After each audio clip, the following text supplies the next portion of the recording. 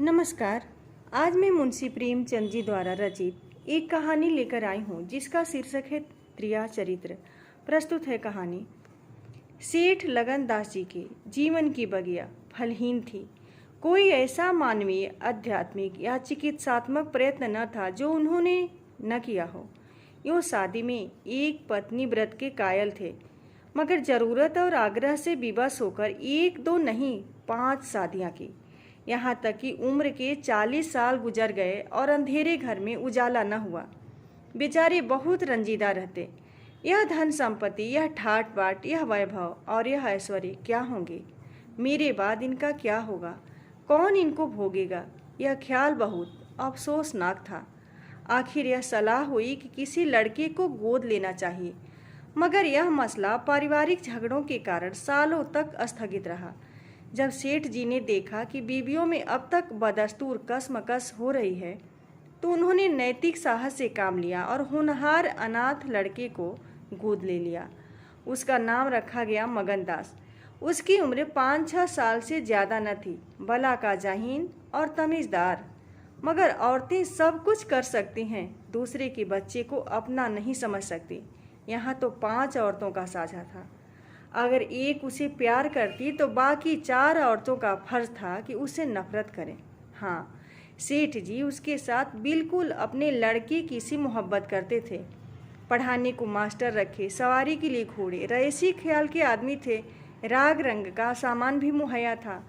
गाना सीखने का लड़के ने शौक किया तो उसका भी इंतजाम हो गया। मगर गरज, जब मगनदास जवानी पर पहुंचा तो रईसाना दिलचस्पियों में उसे कमाल हासिल था। उसका गाना सुनकर उस्ताद लोग कानों पर हाथ रखते। सहसवार, ऐसा कि दौड़ते हुए घोड़े पर सवार हो जाता। डील डौल शक्ल सूरत में उसका सा अलबेला जवान दिल्ली में कम होगा। शादी का मसला पेश हुआ। नागपुर के करोड़पति सेठ मक्खनलाल बहुत लहराए हुए थे। उनकी लड़की से शादी हो गई। धूमधाम का जिक्र किया जाए तो किस्सा वियोग रात से भी लंबा हो जाए। मक्खनलाल का उसी शादी में दिवाला निकल गया। इस वक्त मगनदास से ज़्यादा ईर्ष्या करने के योग्य आदमी और कौन होगा? उसकी ज़िंदगी की बहार उमंगों पर भी और मुरादों के फूल अपनी शबनमी ताजगी में खिल खिल कर हुस्न और ताजगी का समा दिखा रहे थे। मगर तकदीर की देवी कुछ और ही सामान कर रही थी। वह सैर सपाटे के इरादे से जापान गया हुआ था कि दिल्ली से खबर आई कि ईश्वर ने तुम्हें एक भाई दिया है। मुझे इतनी खुशी है कि ज़्यादा अरसे तक जिंदा न रह सकूं। तुम बहुत जल्द लौट आओ।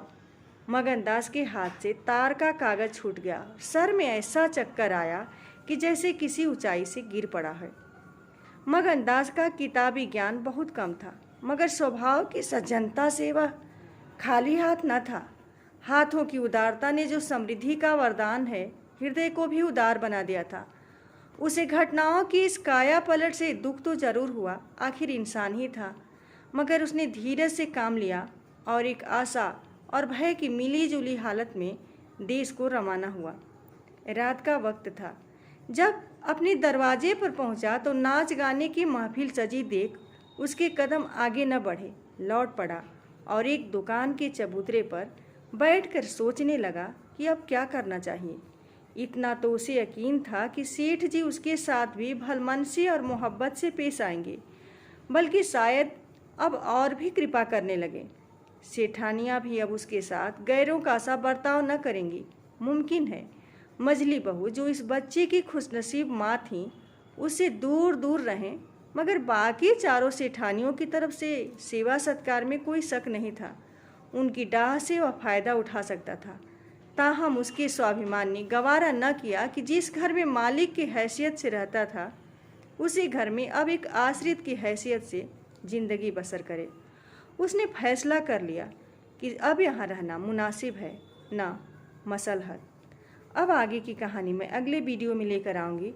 आप मेरे चैनल को अगर सब्सक्राइब नहीं किए हैं तो सब्सक्राइब ज़रूर करने का कष्ट कीजिएगा।